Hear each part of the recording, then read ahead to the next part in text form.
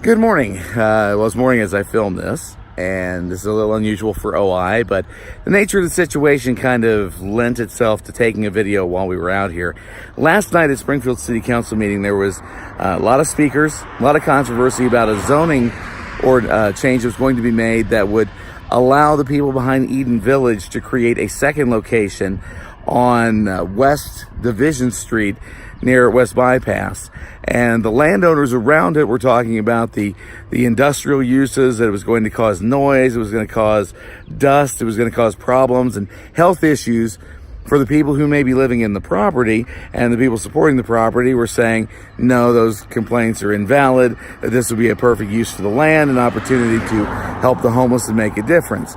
Last night at the council meeting, there were a number of people who stood up and said they supported the Yes to My Backyard campaign, which is an overall campaign to help the homeless in their communities. But I asked the people in charge of Eden Village, were any of the people that were standing up at council actual landowners that would actually be impacted by what they were trying to do? And they admitted to me that no, none of the people there were going to be impacted. None of them were landowners around the property, and that as far as they knew, none of the landowners around the property supported the measure.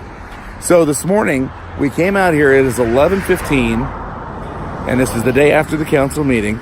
We have come out to the actual property here on Division Street, and we are almost dead center in the property. This is the location where they want to build Eden Village 2 on this property right here. And what we've done is we walked around the neighborhood. As you can see over here, there are a lot of residential homes. These right here are currently unoccupied and for sale. So those are properties that are for sale right now. We did speak to the homeowners that are around the property, and we asked them, do you have problems with dust? Do you have problems with noise? Are the businesses across the street keeping you awake at night, waking you up early in the morning? And every one of the neighbors we spoke to said no. They said they've had no problems with these businesses across the street. They've had no problems with noise. They've had no problems with issues. I'm standing in front of the metal recycling plant right now. I'm talking to you. They are operating right now. They have, as you can hear probably a little bit in the background, they're currently in the process of doing what they do here. And I'm able to talk to you. You're able to hear me clearly. The noise is not too loud. As you look, I'm going to show you the sidewalk here. As I'm walking eastward on Division, you can see there isn't an overwhelming amount of dust or debris. I mean, there's trash here along the road, but there's nothing that really indicates heavy industrial use that's causing problems with health or any kind of other issues. I mean, it looks like any other sidewalk in a similar area anywhere in the city of Springfield. The traffic is a little heavier, but honestly, the noise level is nothing more than you would get if you were in downtown Springfield, really. I mean, with the amount of traffic that's going by. Yeah, I mean, we do have some more trucks that are passing, so you may get the diesel smells as the trucks go by, but there's no noxious fumes that I'm smelling. There is, I mean, the air is not making me cough. I'm not having any trouble breathing, anything of that nature. So my eyes are not irritated or watery.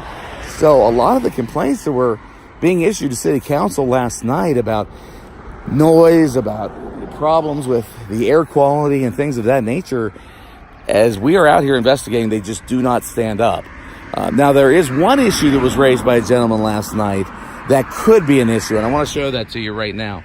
As you can see, there is a stream, or there's a water runoff that is going through the property. You can see the storm sewer connection right there, and as you can see, if you look at the land around it, you can see that there has been high levels of water in this area recently.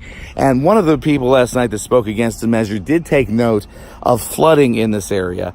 And after the meeting, Councilwoman Ferguson was talking with me and mentioned that that gentleman had mentioned to her several times in the past, before the potential opening of Eden Village 2, that there were flooding issues on this particular property. So while it's not flooded now, you can see by looking at the growth, the vegetation, you can see where the mud is. You can see there are some flooding issues here. So that might be something the folks from Eden Village will have to answer as to how they're going to handle the water runoff, how they might be able to handle the flooding.